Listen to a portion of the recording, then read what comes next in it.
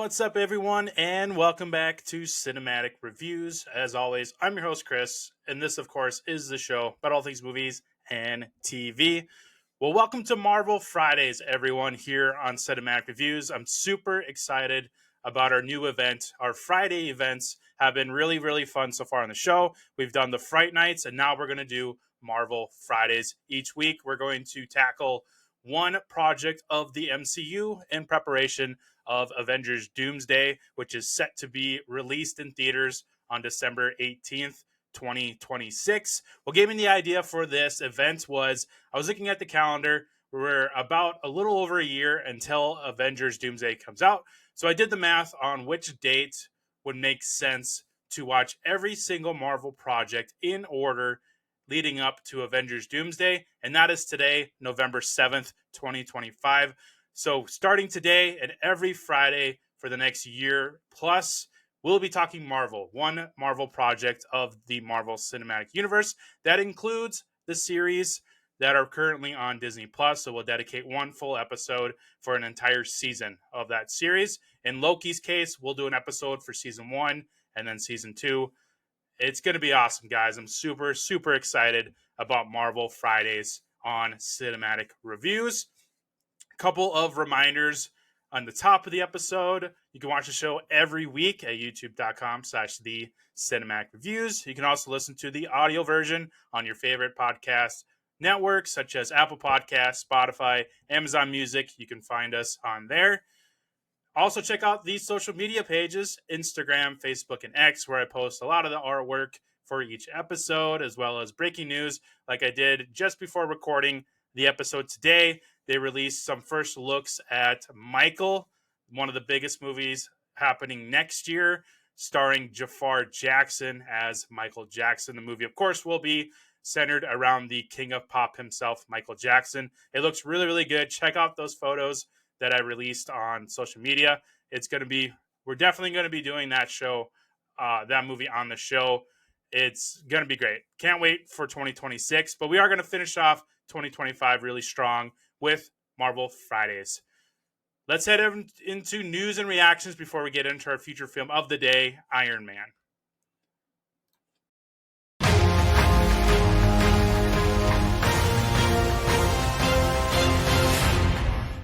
So I've got 3 reactions for y'all today before we get into our discussion on Iron Man. The first one is I Know What You Did Last Summer. This is the sequel to the 1997 horror classic. I was never a big fan of I Know What You Did Last Summer franchise. I've seen the first one a couple of times. I've never seen any of the sequels afterwards. It's a franchise that I just didn't really fall head over heels for. It's a really unique premise, I'll give it that, but it's a franchise that I was never really attached to. It brings back Freddie Prinze Jr. from the original, as well as Jennifer Love Hewitt. And Sarah Michelle Gellar, of course, comes in here as well. It's pretty much cut and paste the original movie from what I remember. Group of kids, they end up accidentally causing a murder during the summer, and then a year later, a killer who is related to or friends with or has some kind of relationship with that person that ended up getting killed by this group of kids, and they end up picking off one by one. It's kind of like Scream in a way. It came out a year after Scream did, where something horrific happens and the killer ends up coming back for revenge. This is very similar to that. It does have a big twist to it. If you haven't seen the movie, go ahead and fast forward for a few seconds because I am going to spoil it. But Freddie Prinze Jr. ends up being one of the killers in here. He, of course, was one of the stars of the original one who was getting terrorized by the killer. Now that they kind of flipped the script a little bit on one of the originals becoming the killer, it's something that the Scream franchise has teased through their newest installments. You know, the biggest theory with Scream right now is that Stu Macher is going to come back. There was even theories back when Scream 5 and 6 were coming out that maybe they would twist it a little bit and have Sidney Campbell be the killer in one of the movies. They, of course, haven't done that yet, and it would kind of destroy her character that she has built over the span of that entire franchise. This one kind of turns the franchise on its head with one of its original heroes becoming the villain. They didn't really give him a chance to be a villain in here, which I thought was a missed opportunity. If you're going to make one of the original cast members the bad guy in the next one, you have to give them more to do. He really only had about 5 minutes screen times of really being seen as the killer. So all those diehard I Know What You Did Last Summer fans could feel that sort of betrayal, I guess, to the original character becoming the villain. You don't really get that in here. It's just kind of a throwaway twist to just kind of make the franchise a little differently. Uh, like I said, I wasn't a big fan of the franchise, so I kind of went into this without any previous ties or love to the franchise. So it's a really open review that I gave it, and with the popcorn scale, I think this is as high as I'm going to be able to get to on a movie. It's currently streaming on Netflix, so I kind of just was scrolling through Netflix one day and just decided to put it on because I'm trying to watch as many 2025 shows and movies for the podcast for y'all, so I can give a massive dump of reviews on the side as well as the feature films. And this is the one that I've kind of putting on the back burner on purpose because, like I keep saying, it's just a franchise I'm not attached to. But I didn't let that kind of bias blind my review. Of course, I try to stay open as possible with these reviews, especially these popcorn scales, because it's something I created from scratch and I'm building as we go with the podcast. So with the popcorn scale, I am giving it 2 popcorn buckets. I thought about giving it 1, but I do like the idea of twisting the franchise on its head with making an original hero of the group become the villain in the next installment. I think that's something that a lot of franchises are scared of, and I give props to this franchise for kind of exploring that. So that's why I gave it 2 popcorn buckets instead of 1. And the kills are pretty decent. They get some pretty gnarly kills in here. We also kind of go over the cast a little bit more. Tyreek Withers, who we just previously talked about him, the Marlon Wayans movie, he shows up in here as well as one of the teens getting, well, not really teens, they're in their 20s getting terrorized by the killer. So I thought that was really cool that he's making his name in the horror genre with 2 of one of the biggest movies of the year so far. But as far as the rest of the cast, they are pretty good. I really don't know any of them aside from the original cast members. And then, of course, Tyreek Withers, who we saw in him that we reviewed previously. So I like it when these horror franchises do incorporate unknown actors or actresses. It kind of gives you less room for bias when you already know how an actor or actress is in the movie. So I thought that was really good of them. So check out I Know What You Did Last Summer. Currently streaming on Netflix. You can also purchase it on Amazon Prime, Fandango at Home, Apple, whichever you prefer for your digital library. But go ahead and check it out if you're still in that spooky season phase coming into the beginning of November. So check that out, especially if you are a fan of the franchise.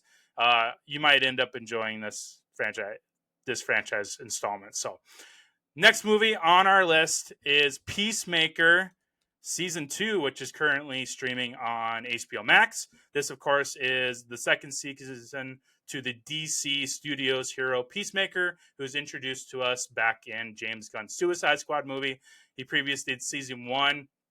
I totally forgot about this show because it's been such a huge gap between Season 1 and 2. I think Season 1 came back, I want to say, in 2002, 2003. So it's been a couple of years since we've gotten any kind of Peacemaker storyline.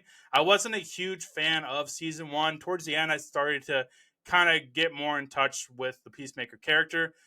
I was not a big fan of his in the Suicide Squad movie. I'm not a John Cena guy in general, so that's kind of unfortunately made me a little bit biased going into this character. But Season 2, I got to say, is far better than Season 1. I had a lot of fun with it. There's a lot of cool characters in it. Some new ones coming in from James Gunn's Superman movie, which I thought was great because now we're starting to get that universe tie-in with this James Gunn DC universe that he's trying to build. So like I said, John Cena plays Christopher Smith, aka Peacemaker, who was part of the Suicide Squad. He is now working more or less with Argus instead of for Argus. They kind of I know the idea is kind of like having him work for Argus, but in reality, it's more or less him working with them. They're kind of starting to form their own team, which you see at the end of season two, where they have their own facility and their own kind of team that they're building for the future to kind of separate themselves from Argus, kind of like their own version of the Suicide Squad in a way. Season two is a huge multiverse story where Peacemaker, he goes to his father's house, and one of the bedroom doors opens up to all these different dimensions. He ends up discovering a dimension where his life isn't as shitty as it is on the others in reality. You know, his brother is still alive, his father is still alive. He has a relationship with Agent Amelia Harcourt. So it's kind of like his little piece of paradise in a different dimension. Well, it turns out that dimension is run by Nazis. It's a version of the world that exists if the Nazis won World War II instead of the U.S. and Britain and all those other ones did. So that was a big twist towards the end of the season where they reveal that this isn't such a heaven like dimension as you think it is. The Nazis own this dimension. So I thought that was a really cool kind of tie in to break the Peacemaker character out of reality and pull him away from that dimension and to bring him back into his actual reality where his life isn't as shitty as he thinks. Yeah, I mean his dad was killed by him, but I mean his dad was a piece of shit, and he tries to come to terms about his brother's death, who he accidentally killed when they were kids. But he does have friends and family, so to speak, through this new team that he has formed with these first two seasons.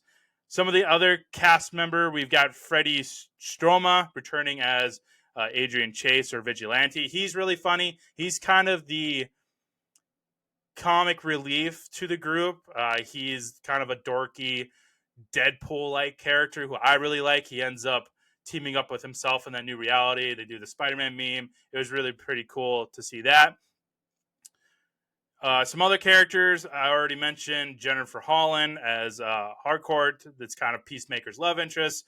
Robert Patrick does return as Peacemaker's father, Augie Smith, aka White Dragon. He is Blue Dragon in that alternate reality.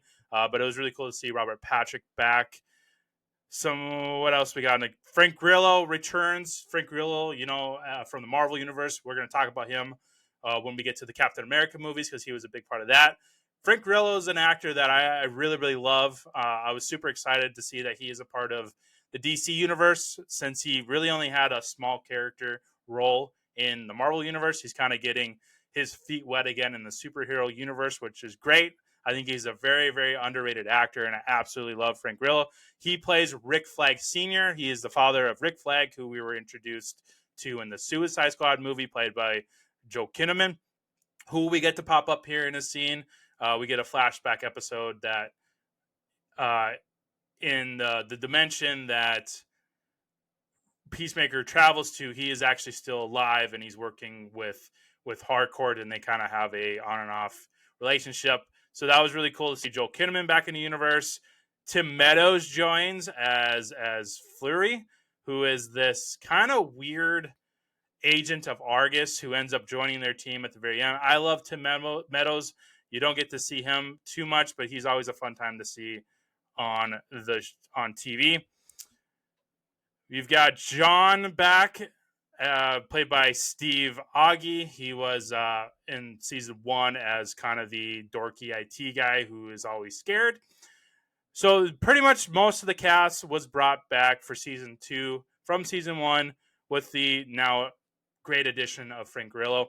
Now switching over to the popcorn scale for Peacemaker season two, I gave it 4 popcorn buckets. I really, really enjoyed Peacemaker season 2. I'm very excited to see what James Gunn does. Not only with these characters, with obviously they're going to be a season 3. They might even tie into some of the DC movies that he has coming up. Like maybe we get Peacemaker in the Superman sequel, or maybe we see him in a different character movie.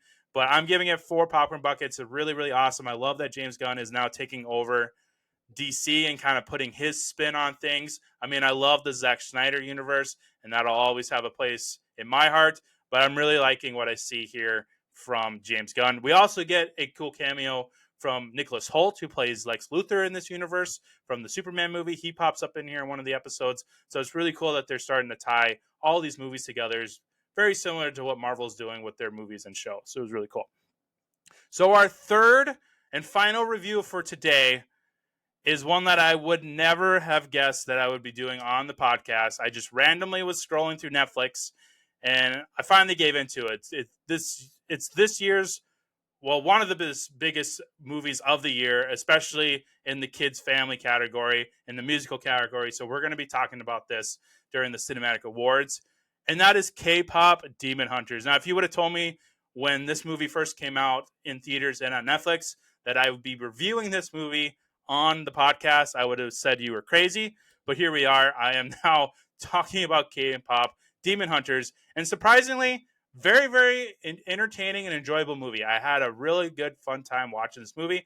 The music is phenomenal in here. The K-pop music that they wrote and performed for this animated movie was just outstanding. I absolutely love the music. The action is really cool. I'm not a huge anime guy, but the style and the action like choreography that they designed for each character and the weapons that they chose, it was really, really cool to see. To kind of give you a synopsis of what this movie is about, if you have not been aware of it, if you haven't been aware of it, you're probably living under a rock. But it's a world renowned K-pop girl group who balance their lives and the spotlight as that K-pop group and their secret identities as demon hunters.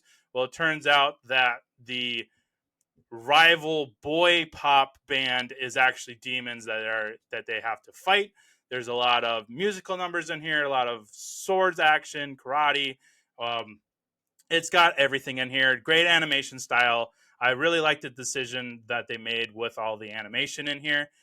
I'm not going to attempt any of these cast members.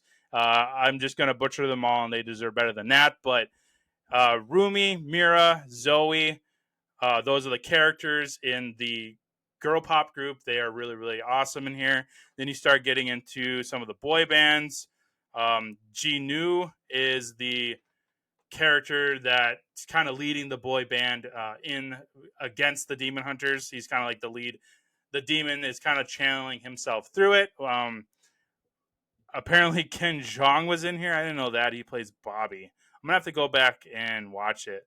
I do recognize some of these actors though. Lee Byung Hung, I've seen him, and he plays Storm Shadow and G.I. Joe. Daniel Kim, I know he was in Lost, as well as that terrible Hellboy movie, and I do remember him from the newest Avatar series on Netflix. He was Lord Ozai in there, so some familiar faces in here. That's really cool. But yeah, K-pop Demon Hunters was very, very enjoyable. I had a really fun time with the music and the action, and we will be talking about that in this movie in Cinematic Awards because it is, like I said, one of the biggest movies of the year. It's probably the biggest musical film next to Wicked that'll be coming out in a couple weeks. Kids seem to absolutely love K-pop. My sister is obsessed with it, so I finally watched it for her sake so that we could bond over something. So yeah, very, very enjoyable. So surprisingly, on the popcorn scale, I gave this five popcorn buckets. It's really, really cool. It's a really great kind of change of pace for a lot of the movies we're getting this year. Mixing in the anime style with the musical number was really, really well done. I love that animation style that they used in there. So check out K-pop Demon Hunters on Netflix right now. It sounds like the sequel for this will be coming out in 2027, or I think probably on Netflix and in theaters like they did with this one. Seems like Netflix has really been diving into both streaming and the theater experience, which I think was great. This would have been a fun movie to watch in theaters, I think, which, again, that's probably something I never would have said about a month ago when it came out. But yeah, so definitely check out K-pop Demon Hunters if you haven't seen it. I'm giving it 5 popcorn buckets, so it was really, really good. And we will circle back to that when it comes to the Cinematic Rewards on New Year's. We will be talking about that movie a lot. So that is today's news and reactions. Let's get into today's featured film, Iron Man, kicking us off on the MCU.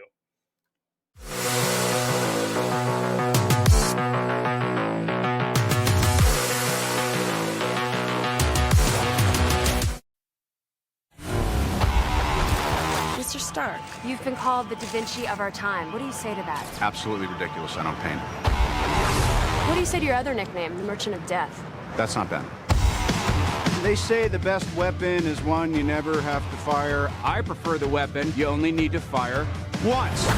That's how Dad did it. That's how America does it. And it's worked out pretty well so far. To peace. Is it cool if I take a picture with you? Yes, it's very cool. I don't want to see this on your MySpace page. Please, no gang signs. No, throw it up. I'm kidding.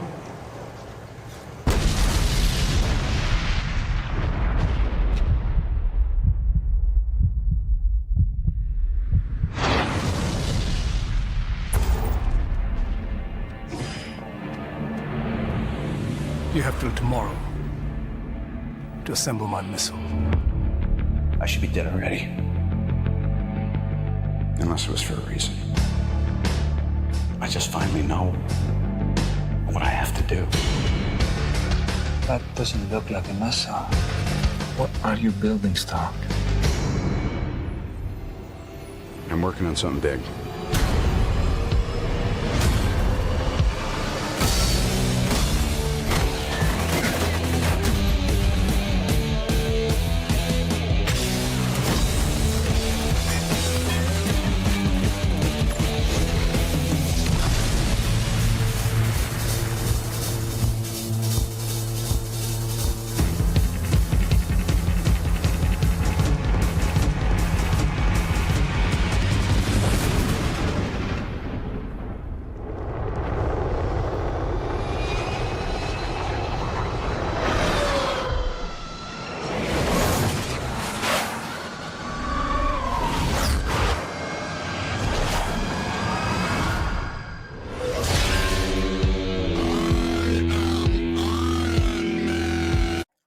So chapter 1 of phase 1 of the Marvel Cinematic Universe is Iron Man, which came out back in 2008. Let me grab that exact date for you all. May 2nd, 2008 is when this came out. Later on in the year, we got the Incredible Hulk with Edward Norton, which we'll be doing next week on the show, because that is chapter 2 of phase 1. That was really interesting that we got both those movies in the same year. Now, this was back when we really didn't have a whole, like, the superhero genre wasn't as big as it is now. I mean, we were in the middle of the Dark Knight universe with Christopher Nolan. Previously, we had movies like Daredevil, Fantastic Four. We had the X-Men movies going strong with Fox. Previously, we had in the Marvel sphere, we had Blade with Wesley Snipes, and on a DC side, we had Batman with Michael Keaton, and then Val Kilmer and George Clooney, and then, like I said, with Christian Bale. We also got the Spider-Man movies from Sony.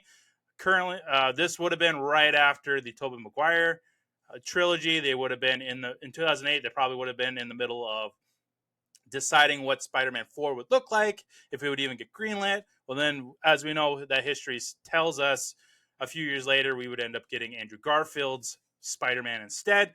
So, I mean, it was really more about the big name superheroes, Batman, Spider-Man, the X-Men, characters that people just know of. Iron Man, before Robert Downey Jr. became him, was not even an A character, wasn't a B character in the Avengers. He was actually more like a C or D character. Whenever you brought up Iron Man from the comics, he was just a drunk, womanizing billionaire who just spent a lot of money and built himself an iron suit. It's very similar to Batman, and there's a lot of comparisons that you can make between Tony Stark and Bruce Wayne on how their origin stories may have started, and kind of Iron Man's just the Marvel version of Batman. There's been a lot of different arguments and theories about the comparisons between the two characters. They're completely different. Bruce Wayne was never really a drunk. He was a partier. He slept around with a lot of women. But Iron Man, with Tony Stark specifically, he was just a drunk portrayed as a drunk in the comics. Until Robert Downey Jr. was chosen as Iron Man, he really changed the character and brought him forward. And now Iron Man's an A character. Like, he is one of the most well-known Marvel characters out there. If you think of the word Marvel, you're probably thinking about Robert Downey Jr. as Iron Man. He is the staple of the Marvel Universe. And now he's coming back for Avengers Doomsday as Doctor Doom, which is really, really awesome and really, really frightening at the same time, because he built such an incredible character throughout, the decade plus that he was with this franchise as Tony Stark. And now you're going to see him return as a different character in the same universe. It's really risky. It's really frightening, but it's also very exciting because Robert Downey Jr. is one of the most well-known actors in Hollywood right now, and he's really turned his life around. I don't want to jump too much on that yet because we'll dive into his life before he became Iron Man, but he really, really changed how people view the character of Iron Man, and it was awesome to see. This movie was one of the biggest movies of the year in 2008. It had a budget of 140 million, and I'll talk about some of the budget stuff and the behind the scenes things during the fun facts today. I got some really cool fun facts to talk about in that segment. And it made worldwide over $585 million. 319 of that was just in the US and Canada alone. So this was one of the biggest movies of the year, if not the biggest movie of the year. It kickstarted this entire Marvel universe that we are now talking about almost 20 years later. This was the first movie that Marvel ever put in production by themselves. Otherwise, we've always had a different production company. Like I said, Sony was with Spider-Man, Fox was with X-Men, and then Paramount, of course, had the Hulk character. And Marvel really, I think, if I remember, I can't remember the exact date. I think it was like late 90s or early 2000s. Marvel was pretty much going bankrupt, and they had to basically sell off characters to all these production companies in order to, keep their business going with comics and video games and whatever else they had going on. But then once, 2005, 2006, 2007, when they started coming up with this idea of a cinematic universe for Marvel, that's when they started to realize, okay, we need to start really throwing out really good content, really good movies, so that we can go and buy those characters back. One of the big things that happened a few years ago, if you remember, that Disney acquired Fox. So now Marvel has X-Men back underneath them.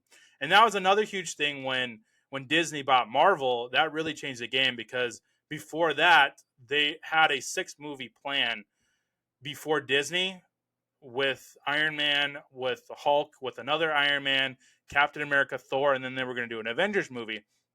Well, when Disney ended up buying Marvel, they basically took the rights away for the Avengers, Captain America, I believe, and Thor. Iron Man and Hulk were still underneath that Paramount umbrella.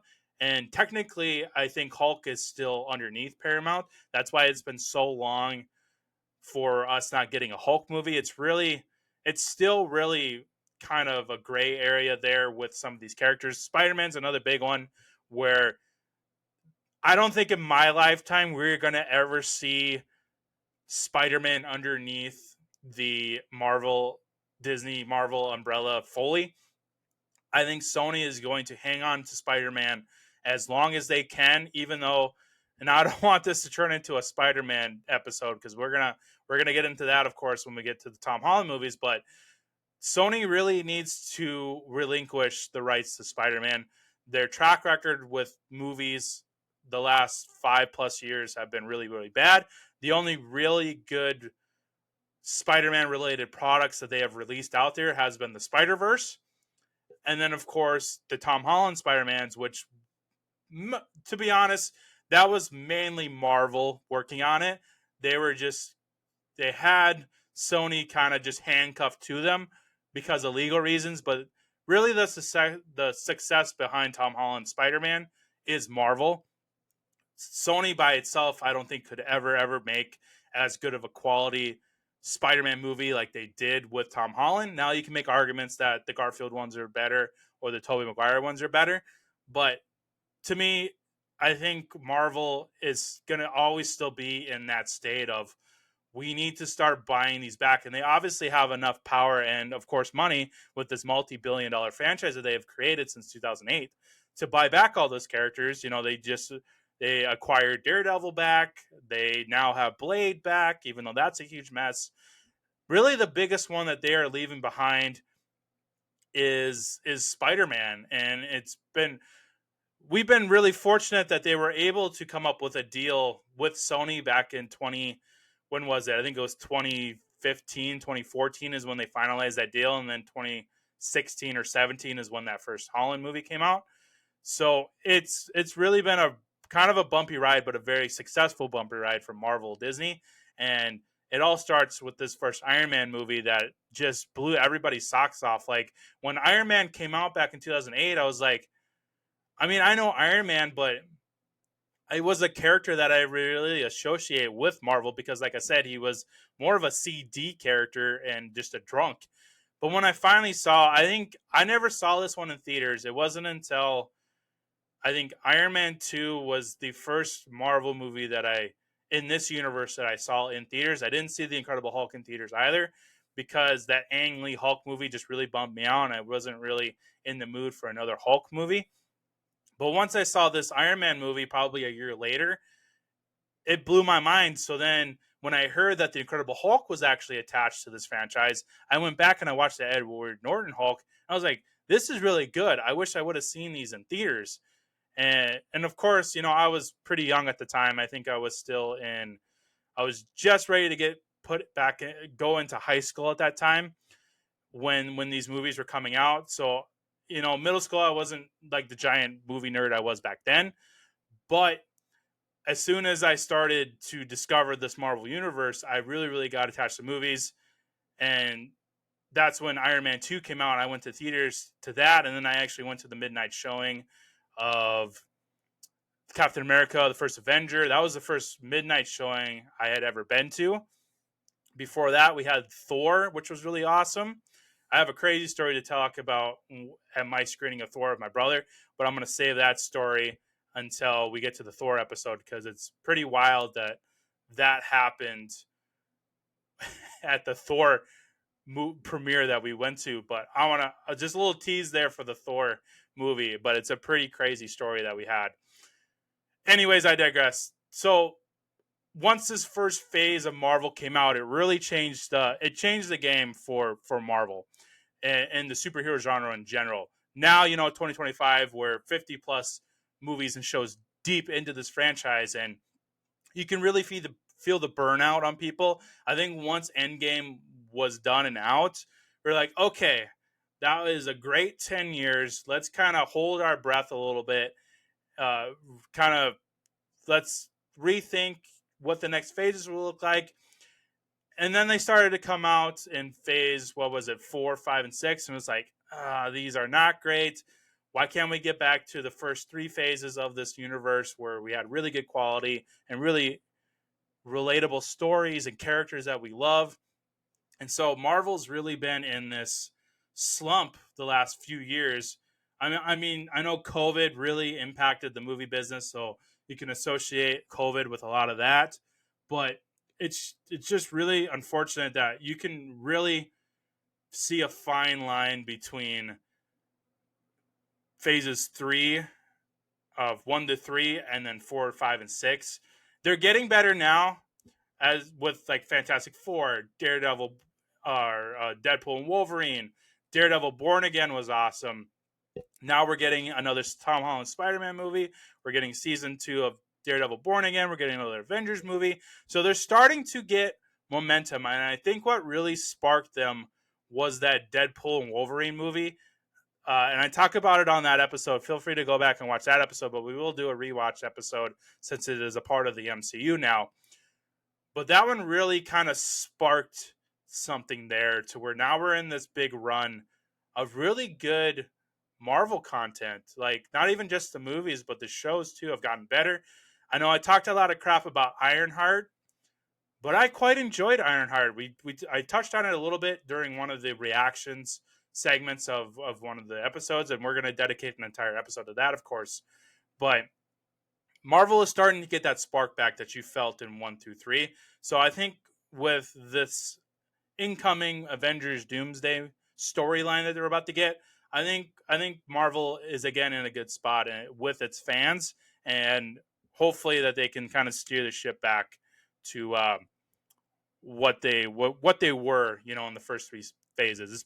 It's been a long 4, 5, and 6 phases. It's those, and when we go through these each week, I'm gonna kind of remind you guys that these first 3 phases feels like an eternity ago. Like 2008 feels like it was so long ago, but it actually really wasn't. Like I can still remember watching this Iron Man movie for the first time, and watching it for the show today, it just absolutely blows my mind. And it's one of my favorite Marvel movies. It's definitely one of the best origin stories that I've ever seen, not just in the superhero genre, but just overall. It's a really, really good origin story for a character that you end up falling in love with for 10 plus years. And watching this movie again, and then now dreading going into Infinity War and Endgame on those that know the fate of Iron Man, this is going to be a very exciting but emotional ride that we're going to go on for Marvel Friday on the show, and I'm super excited about it to see and talk about the journey that Robert Downey Jr.'s Tony Stark goes through in all these movies and all these phases. It's going to be great. I'm so excited for this Marvel Friday event that we're going to do. So, getting into the cast a little bit more, Jon Favreau, of course, directed this. He directed this one and then the second one. And then after that, he doesn't direct any Marvel movies again. Let me double check. I'm pretty sure he does direct Iron Man 2, but I just want to make sure I am not speaking out of turn here.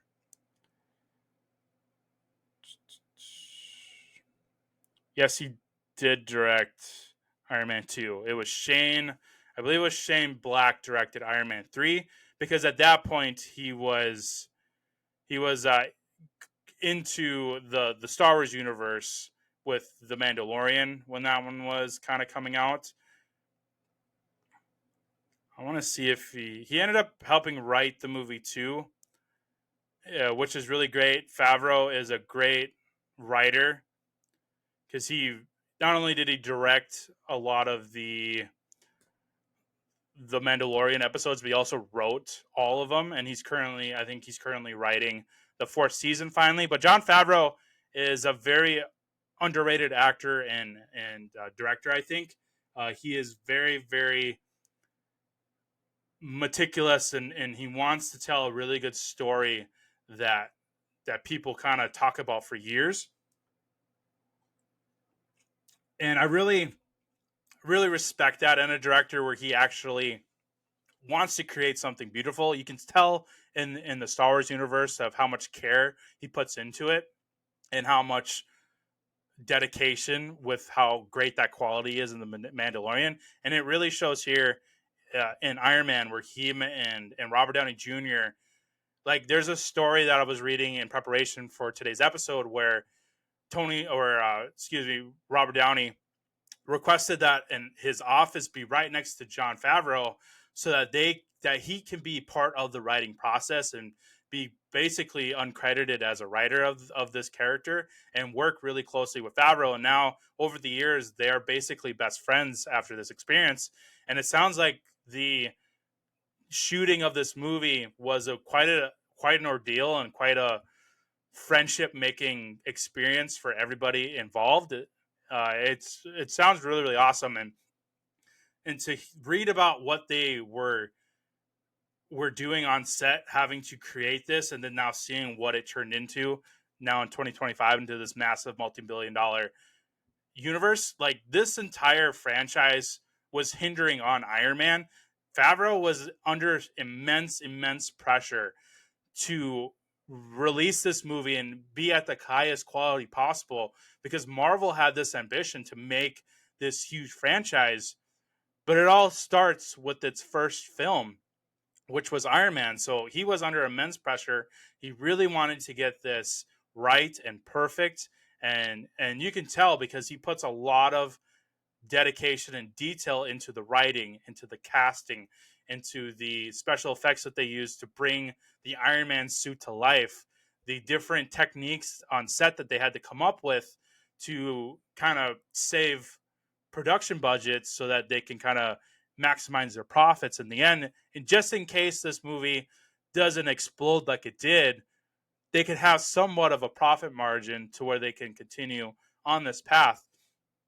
But this turned into something truly incredible that probably them as people creating this didn't realize how massive this was going to end up being.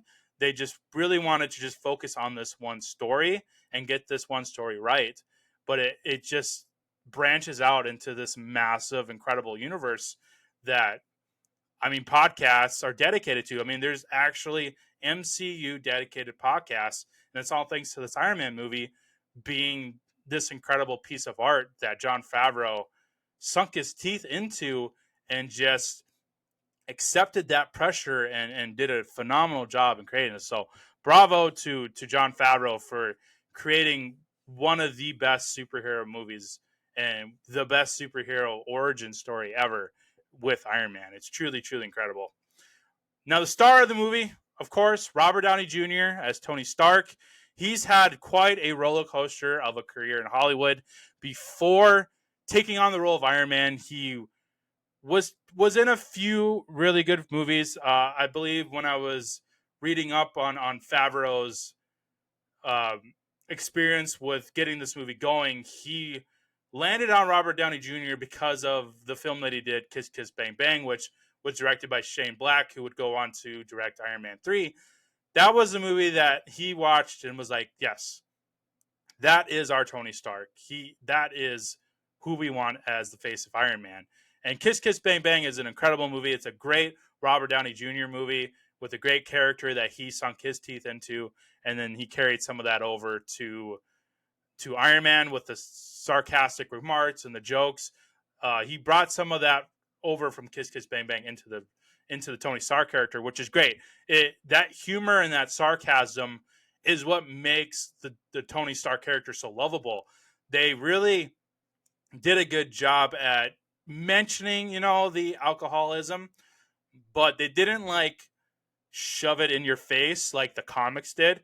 Like when we get to the favorite quotes, there's a quote in there that I really like, and that quote really says it all. You don't need anything else, but it really shows you that, yeah, Tony Stark kind of has a drinking problem, but they don't throw it in your face. And then as he becomes Iron Man, he starts changing his ways, and he really kind of stays away from that type of life. And I thought that was a smart idea, especially with this being a family-friendly universe. You don't want the star of the Avengers being a drunk. It's going to show the wrong, learning, or how do you want to put it, the wrong persona to kids growing up. You don't want them idolizing this drunk superhero. So I think they did a fantastic job at pulling the good parts of the Tony Stark character out of the comics, and then kind of mixing in that Robert Downey-ness and that Jon Favreau-ness into the character, and it really, really works. He did a phenomenal job. Downey's been in a ton of films, most of them Marvel-related, with the Avengers movies, with the Iron Man movies. He's a mentor to Spider-Man later on in the franchise. But before he was Iron Man and outside of the universe, he's been in quite number of incredible films. Like I mentioned, Kiss Kiss Bang Bang. He was in Oppenheimer as kind of the antagonist in there. He kind of hit a slump with Doolittle, which not great. It was probably one of the worst movies that he has done.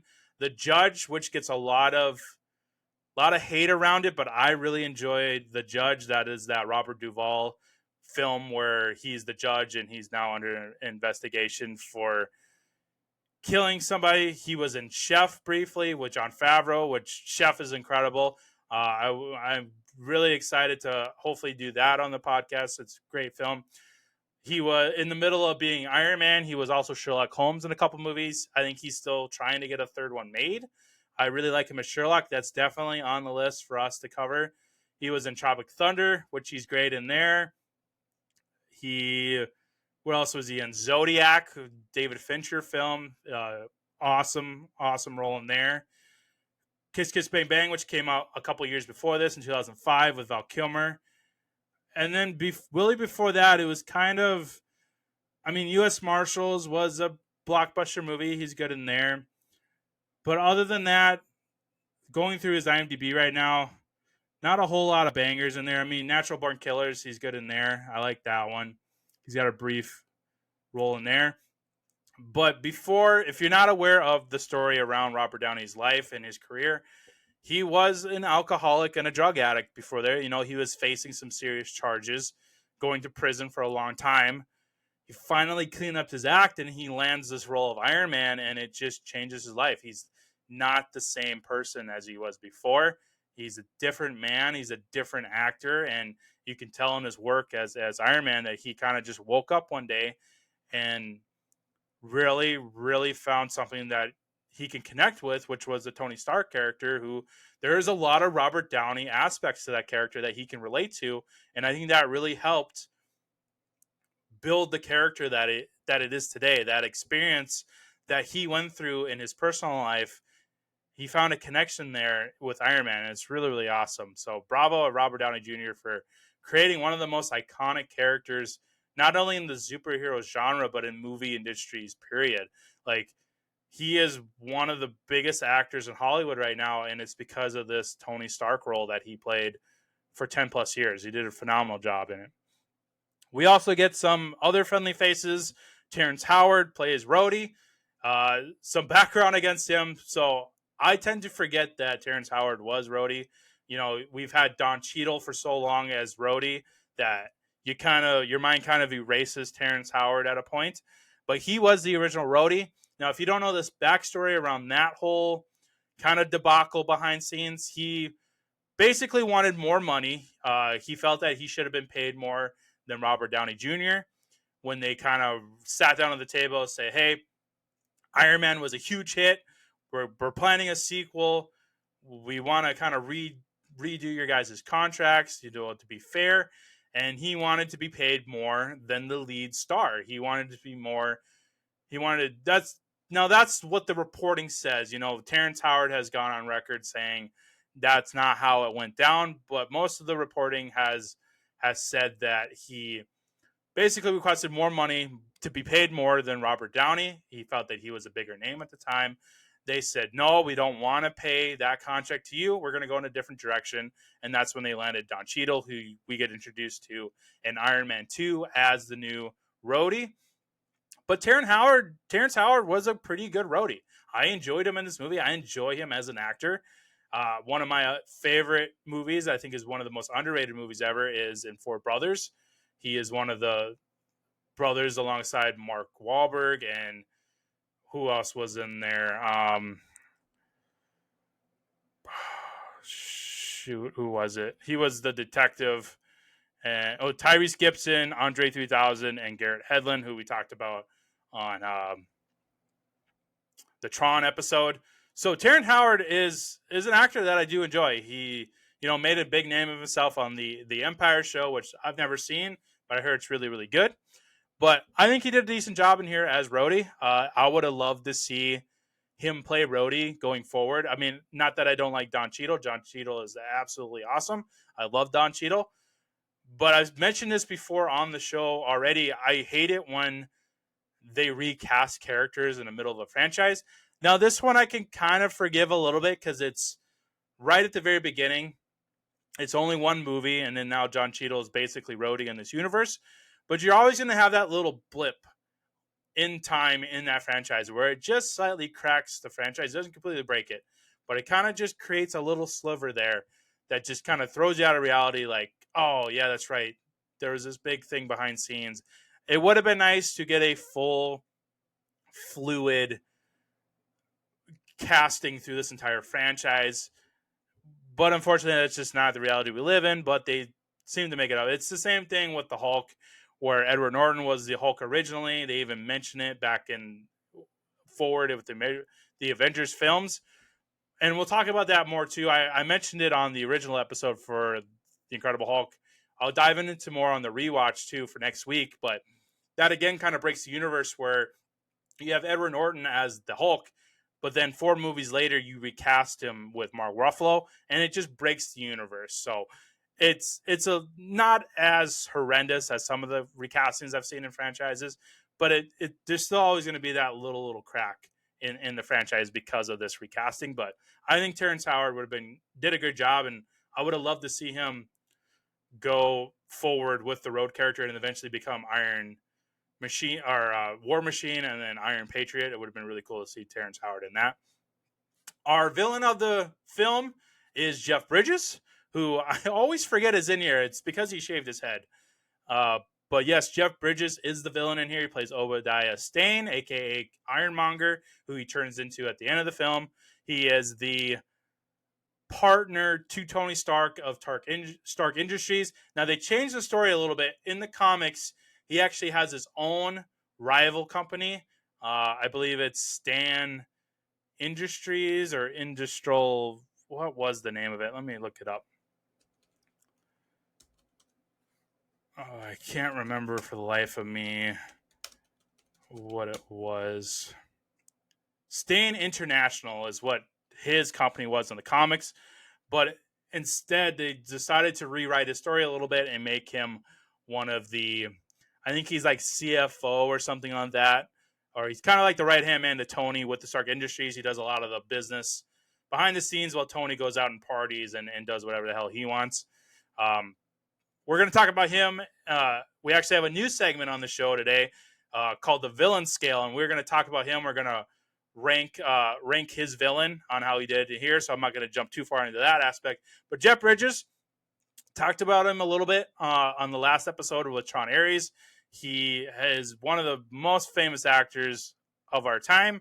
He's been in a ton of movies, True Grit, probably best known for The Big Lebowski, which is a phenomenal film that I love watching. He was in a bunch of other movies like Hell or High Water, the Kingsman movies, Crazy Heart, Tron, of course. That's the franchise that he's been a part of over the years as Kevin Flynn.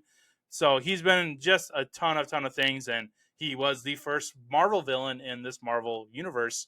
And like I said, I always forget that Jeff Bridges was in Iron Man as the bad guy. But he's enjoyable. I love the voice that he does. When we get to the favorite quotes, he's got a couple of them, and I think he does it. His performance is pretty good. Now the character itself as a villain, pretty cookie cutter for a villain. You know, his sole motivation is to take over Stark Industries from Tony, and it gets revealed towards the end that he actually hired the hit on Tony to get him out of the way so that he can take over Stark Industries. I mean, it's pretty cookie cutter. It's pretty sadistic and villainous to kill off your partner like that, who is such a public figure. But like I said, it's been done over and over again. It's not really reinventing anything villain wise. We eventually get that later on. I think they realize that they need to really sharpen up their villains in this universe. So these first couple films, it's a lot of cookie cutter like villains in here. It's not until we get to like Loki and Thanos and some of those other ones that they really start to dive into the psyche of a villain and kind of think outside the box with their villains. But these first few movies, it's pretty cookie cutter, and it all starts with Jeff Bridges as the villain in Iron Man. We have the love interest who, well, she's more of an assistant in this movie. She really starts becoming a love interest in Iron Man 2 and then Avengers movies and Iron Man 3 and so on. And that is Gwyneth Paltrow, who we've talked about on the show already during the 7 episode of Fright Nights. She plays Pepper Potts. Gwyneth Paltrow is incredible in this franchise as Pepper Potts. I love the Pepper character. Very smart, very brave. Gwyneth brings her own little spin to it. If I remember right, she when she got the role, she requested that the staff on set bring her as many comics as she could because she wanted to be as respectful and honorable to this character as possible in the comics, but also bring something new to the character and kind of give the Gwyneth Paltrow spin to it. But she's great in there. She is one of the big one staple points of this universe, and she's been in 5, 6, 7 different um, installments of this franchise, mainly, of course, attached to Tony Stark because they eventually get married, they eventually have their daughter, and all that. So, but Gwyneth Paltrow, phenomenal in this movie, phenomenal as Pepper Potts. I love her. We talked about Jon Favreau a little bit already. Not only does he direct the film, but he also is a character in this universe, Happy Hogan, who is the bodyguard slash security guy slash assistant slash best friend to Tony. We really get to dive into their relationship a little bit more as the franchise goes on. But in this first movie, he's mainly just his clumsy and quiet assistant slash bodyguard. But Jon Favreau is a fantastic actor, and I love him as Happy Hogan. He ends up becoming a really big fan favorite once we get into the Spider-Man films and his relationship with Peter Parker. So Jon Favreau, phenomenal in here as well. Couple of other side characters. We got Jarvis, just the voice of Jarvis right now. Paul Bettany voices him. I believe Paul Bettany got paid an outrageous amount of money for only 2 hours of work. He did all of his voiceover work for Jarvis in 2 hours, and he felt like he robbed it. But he really enjoyed the experience from what I read. And then, of course, as you know, the story through the franchise, Jarvis ends up turning into Vision, and then that's when Paul Bettany gets pulled into the universe as Paul Bettany in the character of Vision. But I love Paul Bettany. He's been in so many movies over the years. He's a big staple in Hollywood. Aside from Marvel, he's been in films like Margin Call, Priest. One of my very favorite, one of the movies that I absolutely love that's very underrated is I can't believe I'm drawing a blank on it. It's that zombie movie that he did at the gas station that could have been a franchise. What was it called? Oh my god, this is really frustrating. What was it called? Legion. I can't believe I forgot about that. Legion, where he plays an angel sent to protect this group of people in the gas station, essentially. But he is probably most known for as Jarvis or Vision in this universe. And phenomenal work. He has an incredible voice, and I love his voice as Jarvis. Very fun character. Kind of like the introduction to AI.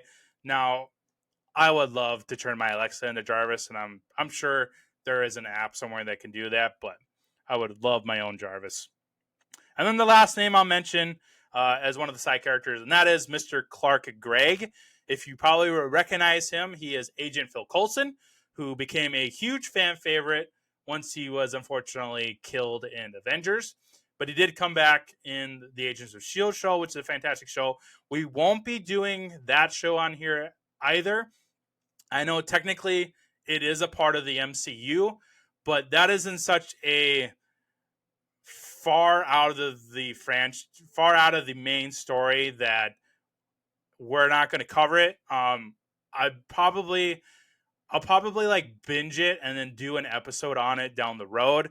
I'll also be doing the same thing with like Marvel Zombies, What If, and Eyes of Wakanda, those animated ones that they've been doing. I know you can make an argument for those being a part of the MCU, but I keep those separated, and it's the same thing for Agents of S.H.I.E.L.D. I know it's technically part of the MCU, but we're going to focus on like the main story. This was kind of a shoot off on ABC that ran for, what was it, 4, 6, I can't remember how many seasons, but it looks like it went from 2013 to 2020. But I think there was like 5 seasons or 4 seasons. So we'll do that probably down the road. But sticking with the Phil Coulson character, it doesn't get a whole lot to do in here. Originally, he was supposed to be just a minor character. He was just going to be called Agent. But as Clark Gregg got acquainted with all the cast members and kind of really fell in love with the Phil Coulson character, that's when they decided to make him a character and carry him through the franchise as a universe building character. So he does a great job too as Agent Coulson. I'm dreading talking about his unfortunate death in Avengers, but I'm also excited too because we have not covered that movie in the podcast, and there's a lot to just kind of break down in that movie, and we'll get to that in a few weeks from now. But so that kind of rounds out the cast. Kind of a small, tight knit cast. You know, the budget was pretty small. It's a small movie. I think the movie is only like an hour and 50 minutes. Oh, it does break 2 hours, but it feels like it's only like an hour and 50 minutes. I know a lot of the movie we spend like in that cave, and we'll get to that scene in iconic scenes, which we will get to right now. That is next on the list here. So it's tough because this movie is awesome. There's a lot of great scenes in here. But I picked out the 5 that I think are most iconic. When you hear the name Iron Man, your mind probably goes to these 5 scenes first. So the first one I have is the ambush in Afghanistan. This is where the movie opens up. We have Tony Stark in a Jeep. He was presenting the Jericho missile, which is kind of starts to be kind of the MacGuffin in here, but it ends up the arc reactor is the MacGuffin in here that powers the suit. But he's presenting this new weapon that he has built, the Jericho missile, that could just annihilate your opponents without even coming out of the cave, as he said. But he ends up getting ambushed. He gets kidnapped, thrown into the cage. I put the ambush in there because that scene where he is on his phone, probably trying to call Rhodey for help. The Stark missile hits him right there, and it says Stark Industries on there. And he's got this like, oh shit look on his face, and he gets blasted in the chest. And it was really cool how they did this. It almost feels like they did it practically, because I'm pretty sure they did it practically, where they're throwing Robert Downey Jr. back, and there's a split second there where like, oh yeah, he's probably got a Kevlar vest on, so he should be fine. But as you slowly see the blood come out of his shirt, and he's kind of ripping his shirt off, trying to see where the blood is, and then he ends up passing out. And it's pretty graphic to watch for a superhero movie, but they did a really good job. And the ambush scene in Afghanistan was pretty cool. I like to throw that on as like the opening scene. It's one of the coolest opening scenes of the MCU. Now they did change that a little bit, where in the comics, if I remember right, it was Tony was actually a part of the Vietnam War and the Gulf War. Well, Favreau wanted to not do a period piece. They were going to save that for Captain America. So they wanted to make it more current. So, well, as you remember, 2008, we were neck deep in Afghanistan at the time. So that's where Favreau wanted to bring it into, modern day with the Afghanistan. So that's why they went with Afghanistan. Pretty obvious, but I thought I'd mention it because I thought it was pretty cool, interesting that originally he was in the Vietnam War and the Gulf War, that time frame, and that Favreau made the smart decision, if you ask me, to bring the character into modern day and just leave the period pieces to like Captain America and those characters. I thought that was smart.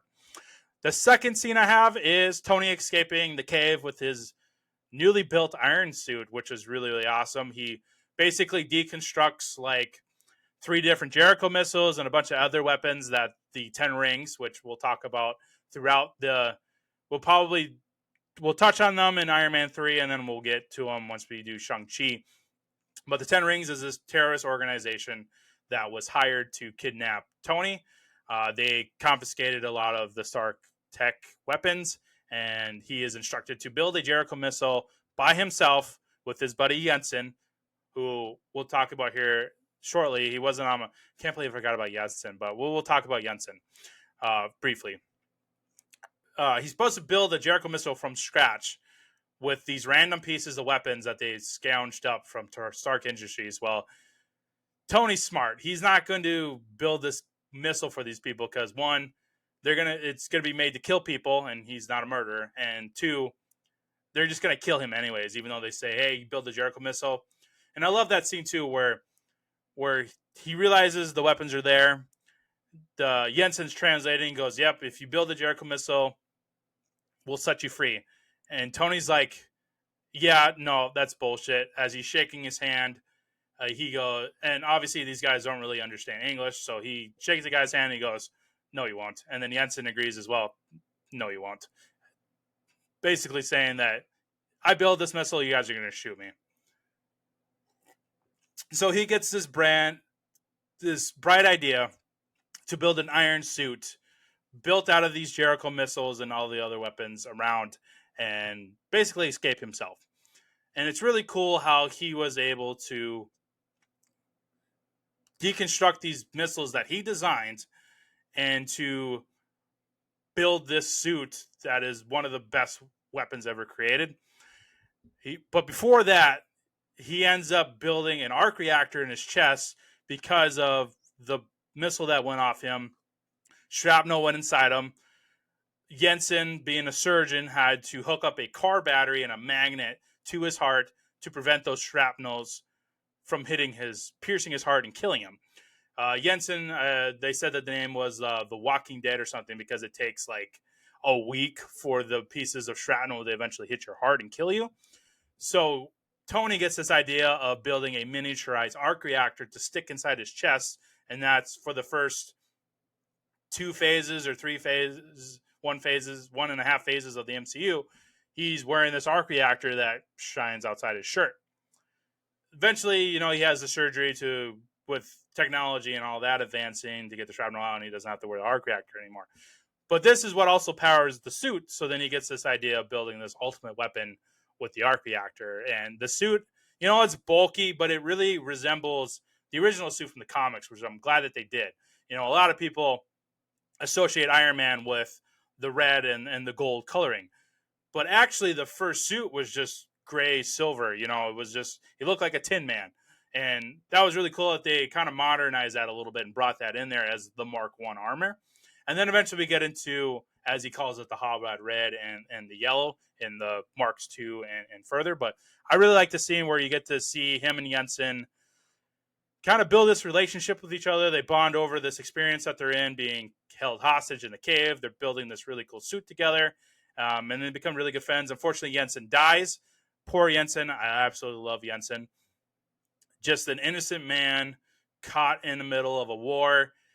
It's revealed that his family actually died and he was held captive, and he's basically been on suicide watch this whole time because he wants to go see his family. It's a really touching moment when he dies, when he finally tells Tony the truth that my family's actually dead. That's why I offered to do the things that I did, because I wanted to die, but I also wanted to save you at the same time and go up to heaven and see my family. So really, really touching experience. And the cave scene is really cool with the Tony and Jensen bonding.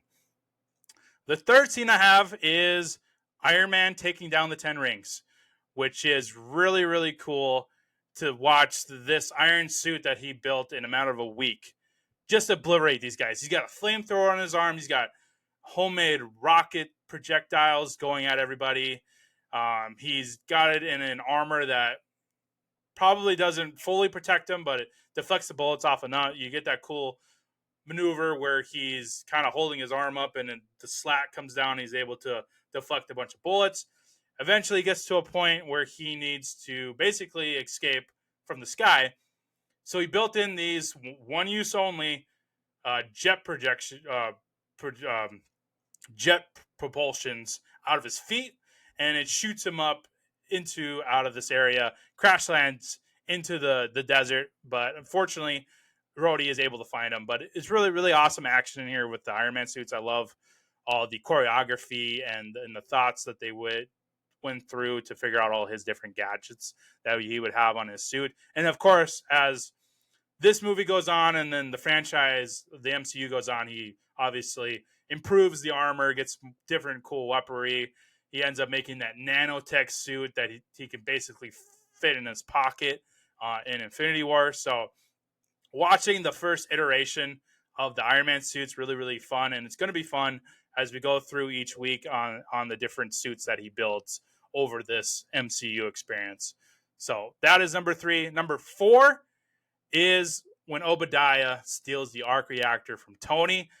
He has this device, which is pretty cool. It's like a paralysis device where obviously he's plugging his ears, but it emits this siren noise or something. And it basically immobilizes anybody around there. You know, you see the paralysis kick in on Tony. He's not able to move. He can't speak. He can kind of move his eyes a little bit, but not really. Obadiah's kind of got to move them. He ends up pulling out this insane syringe heating thing that he sticks on there. And it was a really cool effect where when he sticks it in there, you hear Robert Downey go like, oh, like it actually kind of hurt him.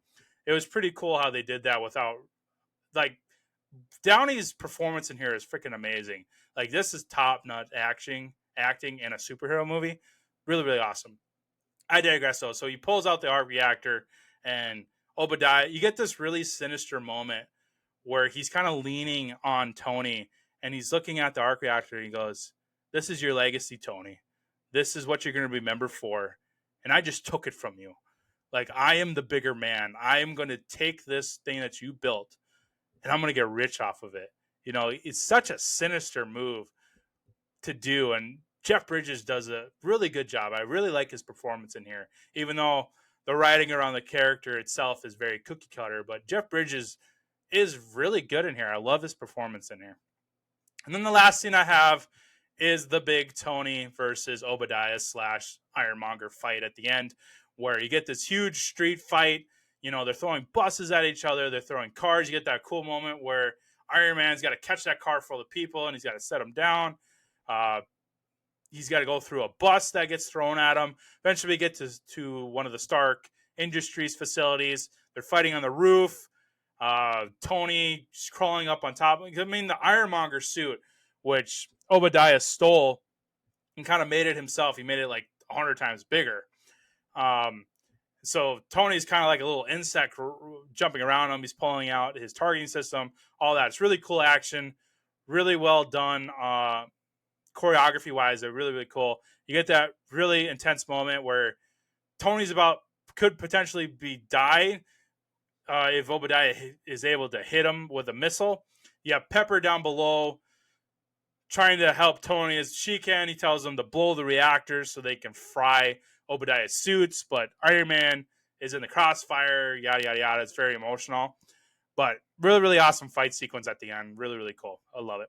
So those are the 5 iconic scenes from Iron Man. Next up, we got favorite quotes. This was tougher than I thought. There's a lot of really, really good quotes in here. I tried to limit it around 6 or 7. So these are the top ones that I picked from. So this first one is from Obadiah. How ironic, Tony, trying to rid the world of weapons. You gave it best one ever, and now I'm going to kill you with it. Really, really good. And part of that is to Jeff Bridges' performance in there, but really, really good writing from Jon Favreau. That's really good dialogue. I love it. You're trying to rid the world of weapons, but when doing so, you gave it its best one. Speaking of Iron Man, of course. Really cool. Got a couple here from Tony. Let's face it, this is not the worst thing you've caught me doing, as he's getting the armor ripped off of him, and Pepper pops in there, insinuating that she's caught him in like a sexual act or something. So that kind of speaks to the immaturity of Tony Stark. And then this other one from Tony, give me a scotch, I'm starving. This is the line I was talking about, where they kind of dip into him being an alcoholic, but they don't just shove it in your face, which was really cool. I got a couple here from Jensen. So you're a man that has everything and nothing. This is kind of one of the moments where they start bonding over, where Tony asks Jensen, you know, do you have any family? He goes, yeah, I'll see them when we're done here. You know, a couple of kids, a wife. And Jensen, being the nice person, asks Tony, you know, do you have family? You're waiting for you back home. And Tony's just like, no, I don't have anybody. And then that's when Jensen says, so you're a man that has everything and nothing, which is really, really strange, because I think this experience, as he goes on to the story, where Jensen in this moment asks, you know, do you have family, like the literal sense? But it's really cool to see how Tony matures and evolves through this movie, where he realizes that Happy and Pepper, those are his family, even though they're not blood related. That's his family, and it's really cool to see as those 3 grow together through these movies. So it's really cool. And this next one from Jensen is kind of the mantra of Iron Man. Don't waste it. Don't waste your life. Basically telling Tony, like, you are smart. You built something really cool. Now use it to make not only your life better, but the world better. Jensen really believed in what Tony could be, and that is Iron Man, who becomes a symbol for the whole world. So really, really touching line there. I got another one from Obadiah. Tony Stark was able to build us in a cave with a box of scraps as he's yelling at one of his engineers to build him an Iron Man suit. And the guy's like, we can't shrink the arc reactor. Like, it's impossible. And then that's when Obadiah, says the line, Tony was able to do it. And the guy's like, well, I'm not Tony Stark. Go get Tony Stark to build it then, because I can't do it. So it was really good performance for them. I got one from Rhodey. This is a pretty fun one. Next time, baby, as he looks over at the silver prototype Iron Man, kind of foreshadowing him being War Machine.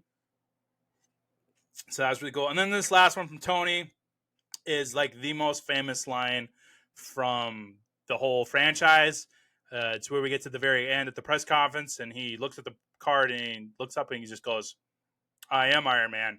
And then, of course, as you know, with Endgame, that is his last line to Thanos before Tony snaps, I am Iron Man. So really cool how they link the Endgame to back to the first movie with this line. So really, really awesome. So those are the favorite quotes from Iron Man. Now we're going to jump into the fun facts to wrap up today's featured film segment. Got some cool ones here for you. So the script was not completely finished when filming began, since the filmmakers were more focused on the story and the action. So the dialogue was mostly ad-lib throughout the filming. That's really cool. Director Jon Favreau acknowledged this made the film feel more natural. Jon Favreau, of course, is very historically familiar with ad-libbing. Him coming from the comedy sphere with Vince Vaughn. They did a lot of ad-libbing on Swingers, so no stranger there. For example, Tony's monologue while he demonstrates to Jericho in the desert to the troops in the beginning of the movie was conceived on the spot. Robert Downey Jr. isn't just wearing sunglasses for the protection of the bright sun, of course, but it's also to hide the fact that he was reading his lines off cue cards because, of course, the script wasn't done. Some scenes were shot with 2 cameras to capture lines improvised on the spot. Downey would ask for many takes of one scene since he wanted to try something new. Gwyneth Paltrow, however, had a difficult time trying to match Downey with a suitable line, as she never knew what he would say. So it sounds like they had quite an experience on set without a complete script. The next one I have, Robert Downey Jr.'s Iron Man. His costume was made of a combination of rubber and metal, with a little help from CGI, of course, because there's only so much you can do on set. Roughly 450 separate pieces make up the Iron Man suit. That is a lot. And then the Iron Man Mark I armor, which would be the one from the cave, weighed 90 pounds. Jeez, you got to be in good shape. And Robert Downey did get into good shape. Really, really cool.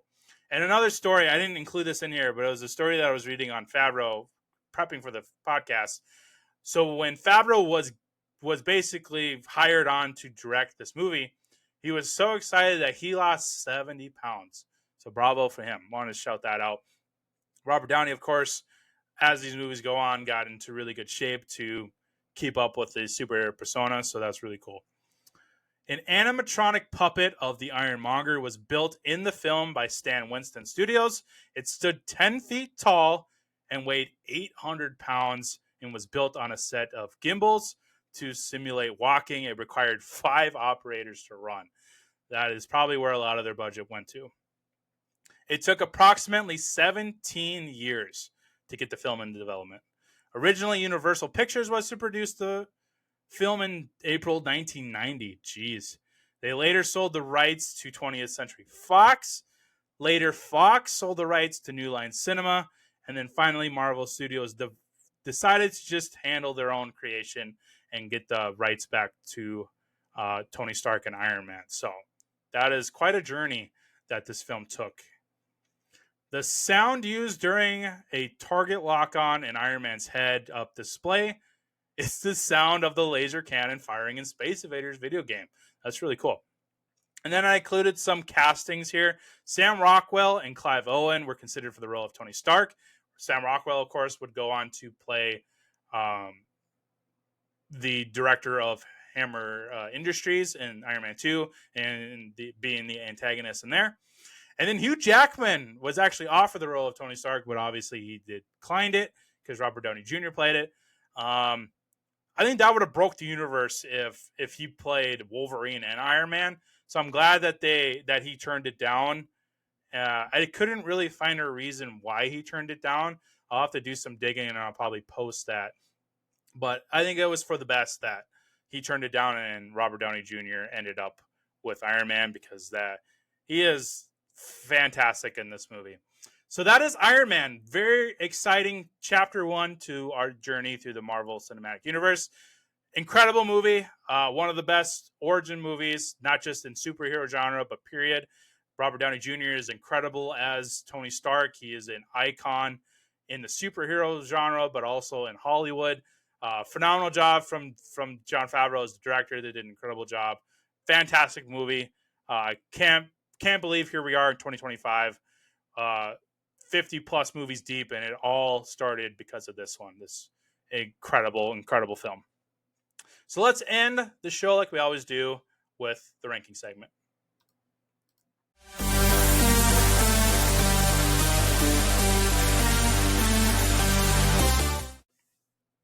So we've got the MCU ranking that we'll go over. We'll do the popcorn scale, of course. And then we have a new segment on the show specifically for the Marvel Friday, and that is the villain scale. This is where we will rank, we'll rank the villain in the movie. So the scale looks like this: 1 Thanos head, 2 Thanos head, 3 Thanos heads, 4 Thanos heads, and 5 Thanos heads being the best, 1 being the worst. We'll focus on 3 criteria for how we will rate the villain of the movie. We'll go by performance, we'll go by costume, and we'll go by the motivation of their villainous ways. So for Obadiah Stane, aka Ironmonger, like I said, Jeff Bridges, phenomenal actor, does a great job as Obadiah. I like the performance in here. Costume doesn't really have much of a costume in here. He's part of the board of directors. He's the business side of the Stark Industries, so he's really wearing a suit. Ironmonger, I mean, just kind of a oversized version of Tony's Mark I, so nothing really special there. It's just 100 times bigger. So costume, not really too special. The motivation, I already mentioned it before, very, very cookie cutter. His sole purpose of trying to kill Tony is to just take over the Stark Industries. He hires a team of terrorists to kidnap him and kill him. And then you think... So this is where his motivation breaks down. And it's one of the reasons why I couldn't rate him higher than what I did. So your master plan is to kill the CEO of a multi-billion-dollar company that you are obviously partner with. He's going to tragically die, and then you're going to inherit the company. You don't think people are going to start asking questions why, like, what happened? You don't think they're going to end up finding out that you were a part of it? Like, it's when you really dissect his motivation and his plan as a villain, it falls apart immediately. So not the greatest motivation, not the greatest plan in the world. I mean, it's pretty sinister. I mean, you're basically killing somebody to take over a weapons company to build weapons and to arm terrorists and kill more people. So I mean, that part of it's pretty bad, but the motivation behind it and his plan just breaks down immediately because it's like he really thinks he's going to get away with it, but you're killing a multi-billion-dollar icon. Like, there's going to be investigations, there's going to be questions, and they're going to look at you first. They're going to rip apart your servers. Like, they didn't really think that far out. So motivation kind of lacking there.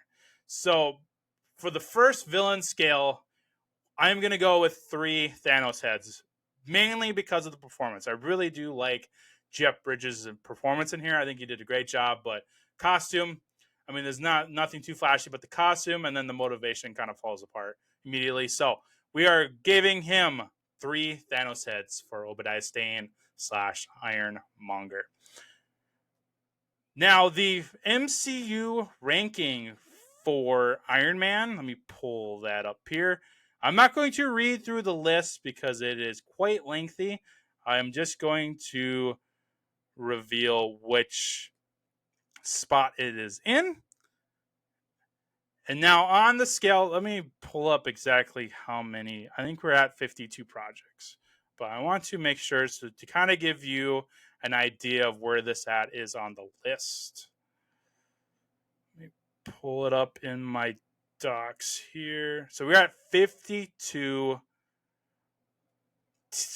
projects, we'll say, within the MCU currently. Now, again, that's not including the animated shows outside of it. So that's 52. So the spot that Iron Man takes is number 16. Now, originally, when I was going through the rankings on the Fantastic Four episode that we did a few months ago, Iron Man was sitting at number 22. After watching it in preparation for today's episode, I'm moving it up to 16. This movie is incredible. It's in my top. It's almost in my top 15.